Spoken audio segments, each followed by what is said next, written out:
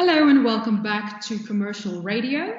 Today what we'll be looking at is the last lesson of airtime. So lecture 8 of 8. And what we'll be looking at is activation integration. And that is on page 362 to page 367 of Next Level Radio. So with this one being the last lecture, it means that when it comes to airtime, you should understand all the different elements that can be used, how they are incorporated, and how they work from a revenue perspective. So without delving too far back, just a brief recap about everything that we've looked at.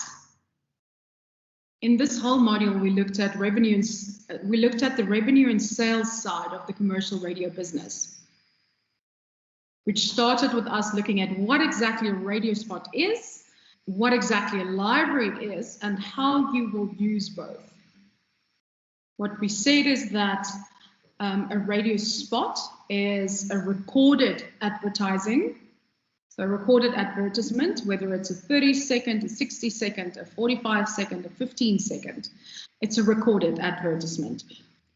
Versus a live read, doesn't matter how long it is, but the main difference is that a live read is being read by a presenter. Okay, so you send through the scripted wording. Let's say it's a 30-second live read, then the presenter will read the 30-second live read live on air. From there, we started looking at sponsorships versus branded content. And the biggest difference between the two is that a sponsorship is a brand sponsoring content that already exists. Okay, so I'm just putting my name on this content versus branded content. That means we are co-writing content or co-producing content for a specific show. So as a radio station, along with the brand, we are coming up with brand new content which wasn't there previously.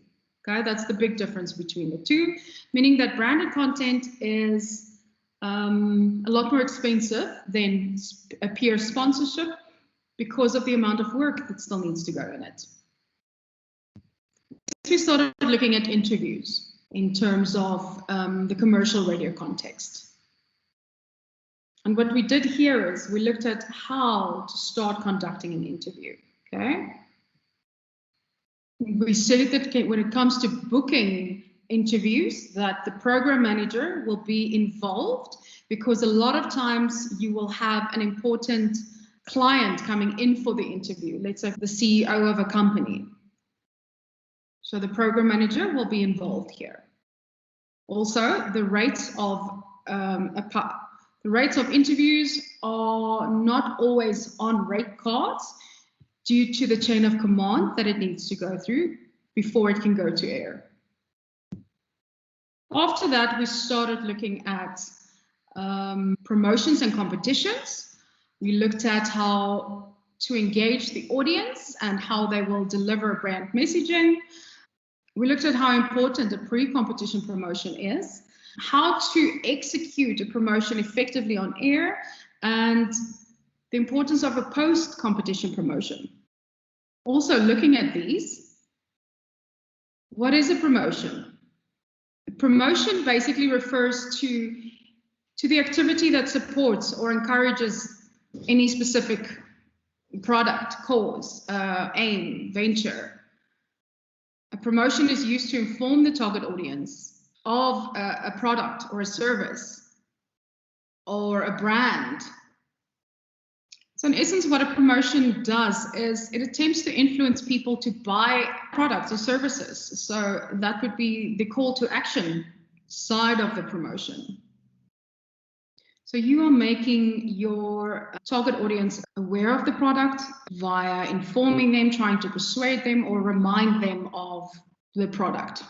Whereas a competition, in essence, is two or more people getting involved and striving towards a common goal, trying to win. So there'll be a winner and there'll be someone who lost, whether it's through an event or a contest in which people take part of, someone else. That's in So both promotions and competitions are there to engage an audience and to deliver brand messaging. Okay, so that's what they both will do. So what is a pre-competition promotion? It's the week or 2 weeks leading up to the actual promotion where you are, or leading up to the actual competition where you are promoting the competition coming up.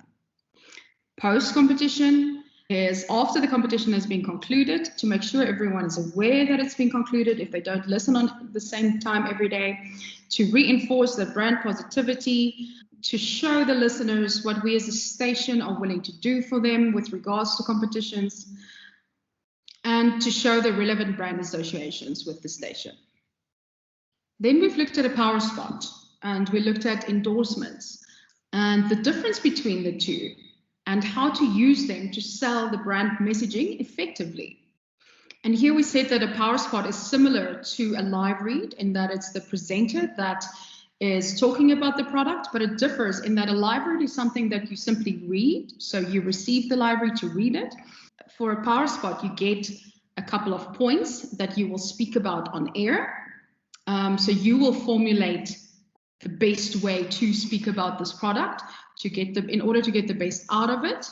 And there are two ways of doing a power spot, either an endorsed power spot or an unendorsed power spot. And for an endorsed power spot, it's a lot more expensive than an unendorsed power spot, because an endorsed power spot, you say, I am endorsing this product.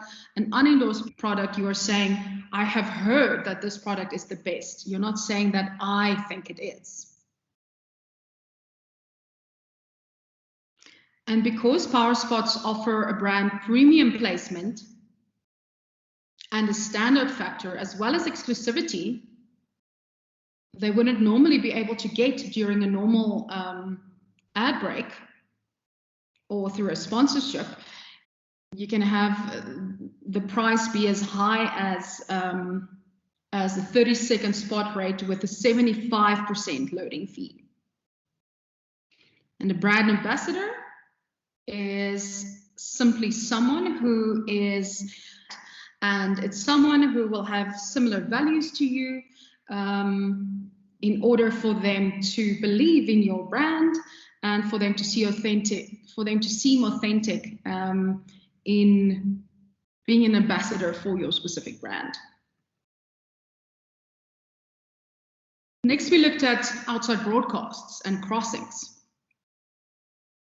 So an outside broadcast is literally a radio broadcast that takes place outside of the station, whether it's at an event, whether it's at my home, whether it's in a park, it's somewhere else, okay? And they are used as a marketing tool or as a commercial tool. But a radio show on its own, though, as an outside broadcast, is not dynamic enough to attract a live audience. There needs to be something else to attract the audience.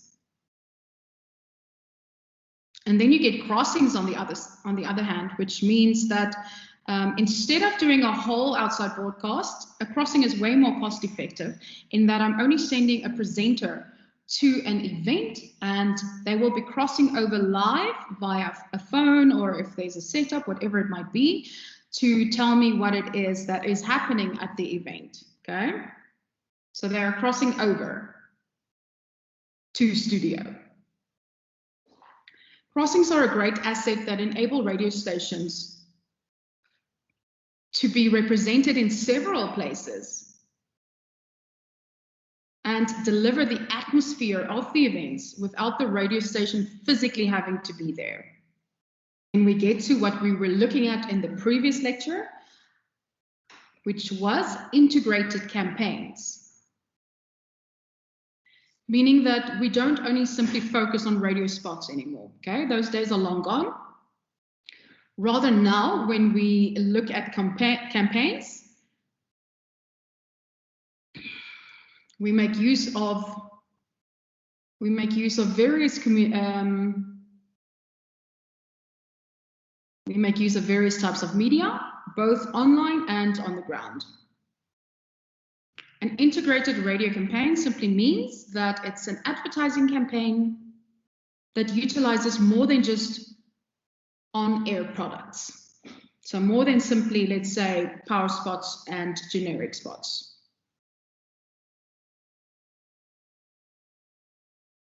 So here you can even include TV or magazines or digital billboards. And then we looked at digital integration specifically. A campaign conceptualized by people with extensive radio experience and who understand how to retain listeners can be hugely successful, not just for the advertiser, but also for the actual radio station. A well thought out integrated radio campaign can add to the listening experience. And then we looked at digital integration, because digital and social media have become increasingly popular ways for marketers and their brands to reach audiences. And South Africa specifically has the 6th highest rate of internet usage in the world, meaning that the average person spends about 8 hours online daily.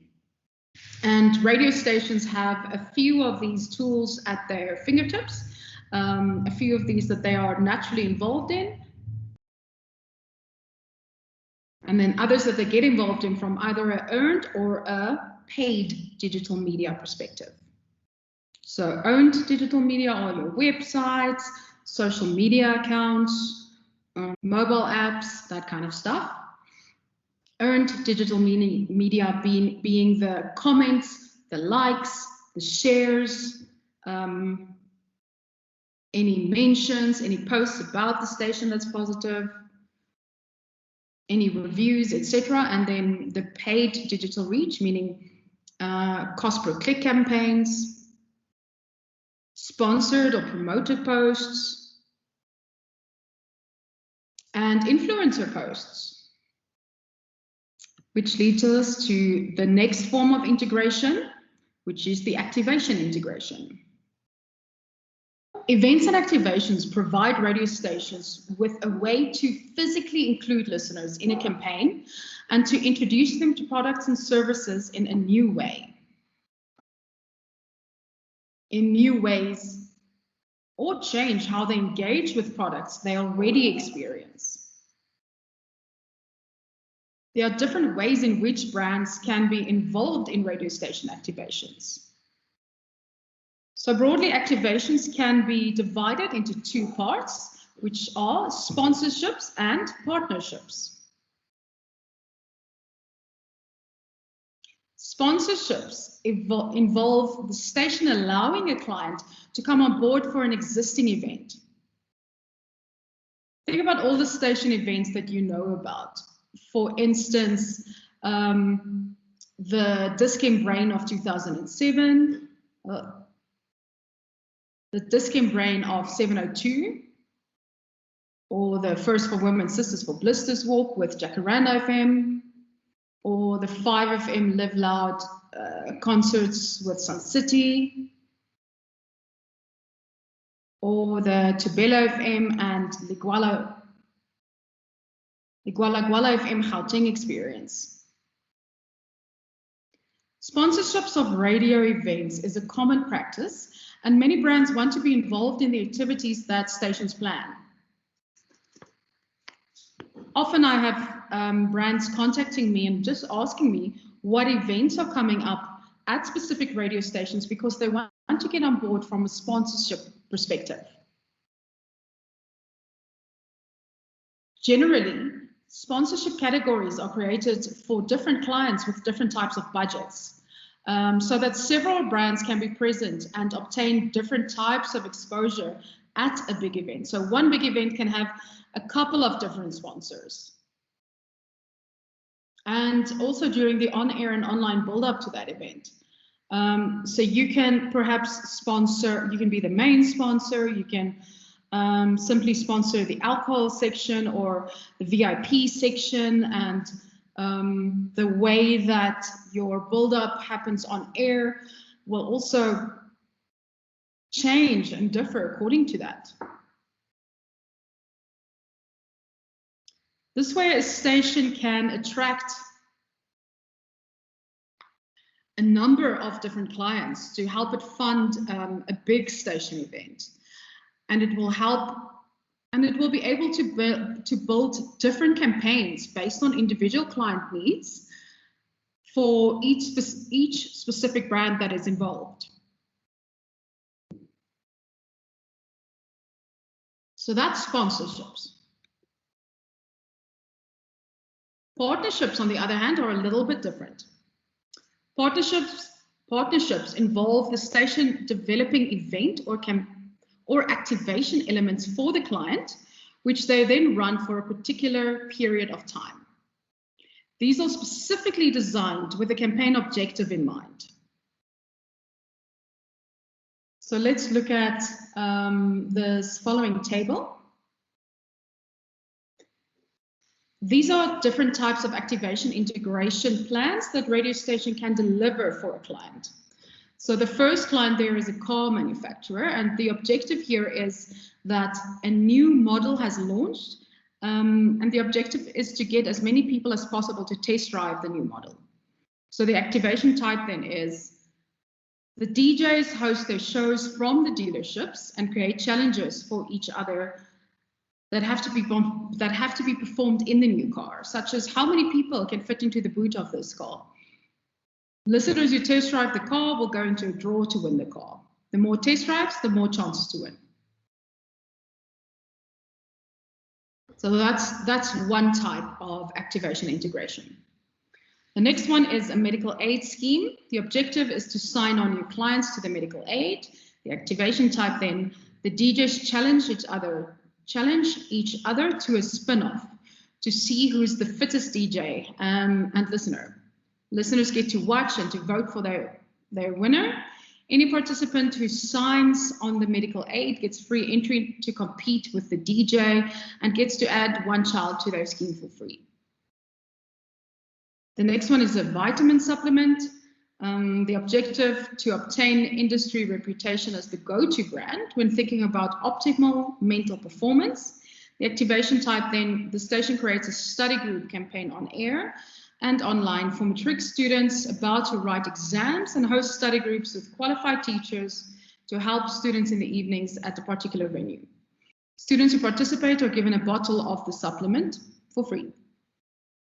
Last type is a bank. The objective to get new clients to open a savings account that affords them good interest rates for saving. The activation type, the station creates a campaign centered on the gender pay gap and encourages women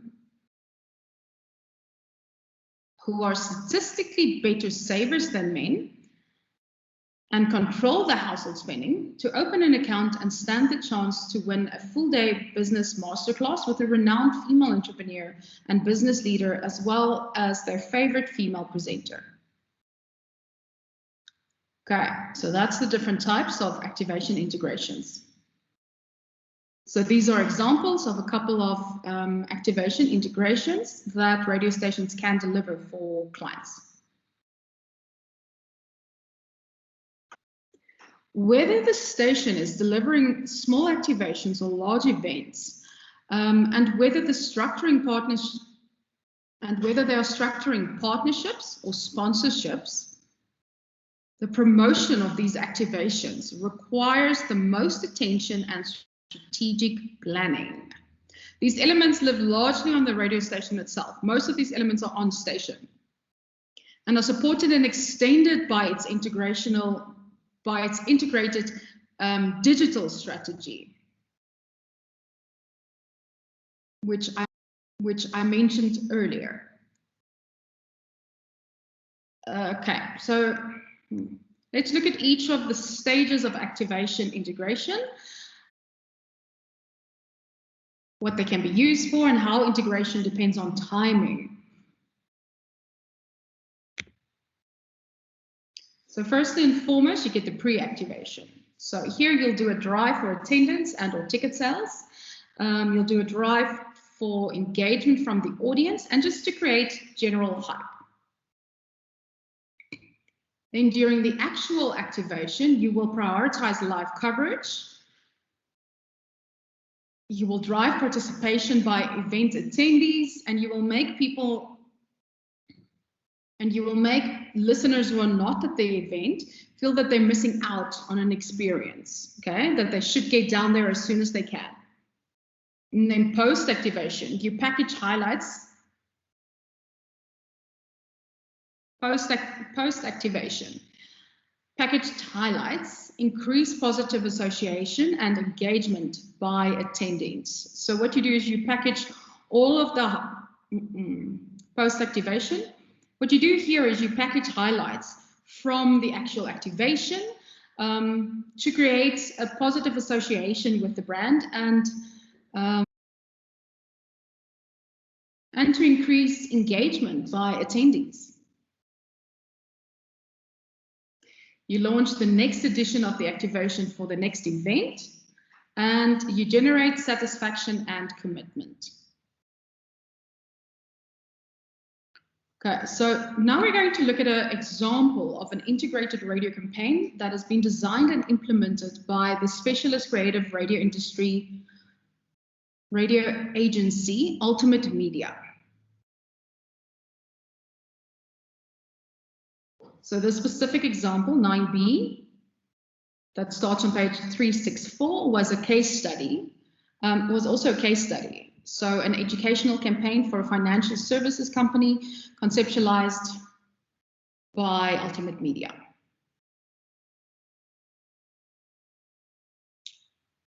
This integrated campaign utilized radio, WhatsApp platforms, social media, and they had USSD surveys, okay? So if we start by looking at the WhatsApp platforms. After each call, the presenter would then encourage listeners to sign up to a WhatsApp group, which would share the key points from each day's feature, okay? So because there was a feature on air. Listeners could then read these highlights in their own time and in turn share them with their own connections and contacts. The group was also used to distribute handy tools such as finance calculators and budget planners. The perception was created that the presenter was hosting these WhatsApp groups, which further increased their appeal to listeners, okay? Because the presenters were extremely involved from a brand ambassador perspective, with PowerPoints, with power spots. Hearing the feature on air debunked misconceptions about finance for many listeners. If the listeners joined the WhatsApp group or engaged with the presenter on social media, they received access to even more information. So over the course of the campaign, the WhatsApp group had over 15,000 members on it, over a period of only 12 on-air shows. For social media, the presenters in whose shows the feature appeared on each station were central to the campaign as the influencers and brand ambassadors. Not only did they host the feature daily, but they also posted relevant financial education, rewarded listeners for their participation, and shared listener comments to their personal social media accounts throughout the campaign. So you can see presenter involvement was very big during this campaign. And then they had USSD surveys. The reason they brought this in was to show that throughout the radio campaign, financial understanding had actually improved. And to prove that this has happened, they did a USSD survey. USSD is a very simple type of technology that allows any type of mobile phone to browse through a series of menu options in real-time network connections. USSD was selected because it doesn't matter what type of phone is used, and it uses absolutely no data or internet connection, making sure that anyone can access it. And what they saw here was that during the first week of the campaign, a small group of listeners, not what they saw here, scrap. In the first week of the campaign, a small group of listeners were invited to take part in the survey for a chance to win a prize. That same small group would be canvassed throughout the month to rate how their understanding of the topics have improved. Just over 1,000 listeners who took the surveys declared unequivocally that the series and all of its content had improved their financial knowledge. So these USSD surveys proved that the objectives have been met. Then they got post-campaign result metrics. So over the course of the campaign, the following results were achieved across the 3 radio stations included in the campaign. So this would have been 3 commercial radio stations. So just under 30,000 listeners participated in at least one way via digital channels. Just over 15,000 listeners joined the WhatsApp groups. Just under 280,000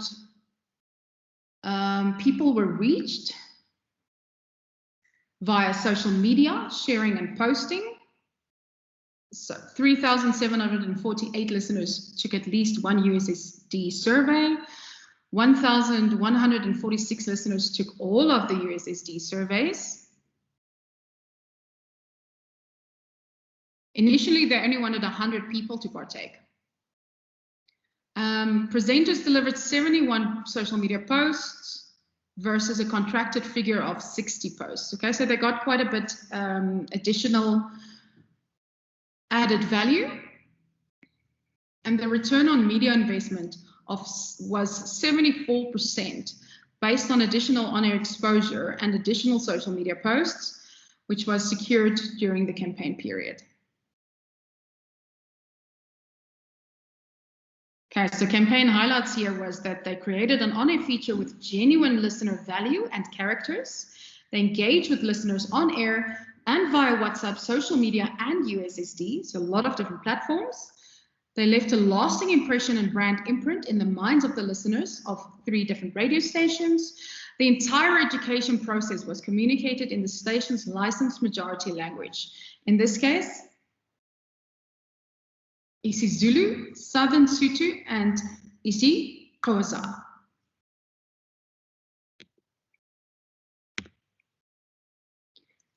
And this specific campaign then won an Advertising Media Association of South African award, okay, so an AMASA award for the best use of radio in 2019. So this is a very good example of an integrated radio campaign.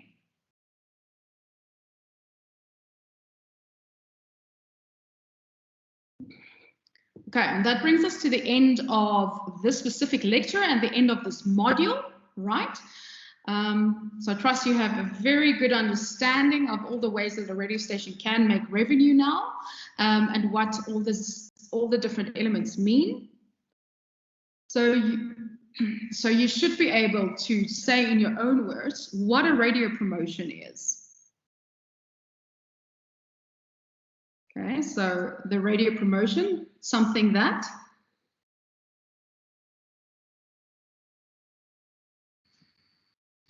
you should be able to define what a radio promotion is, what a competition is, what the difference is between the two.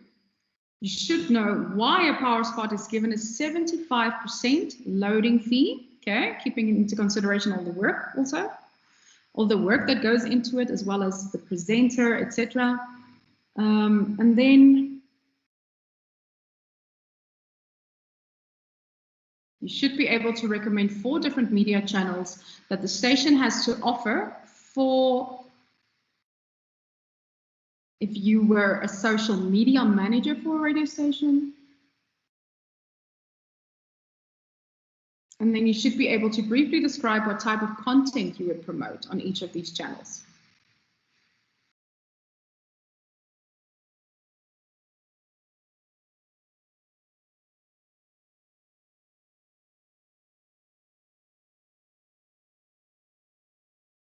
Radio audience measurement surveys, okay, or RAM surveys. So that's it from me for now. Until next time. Bye.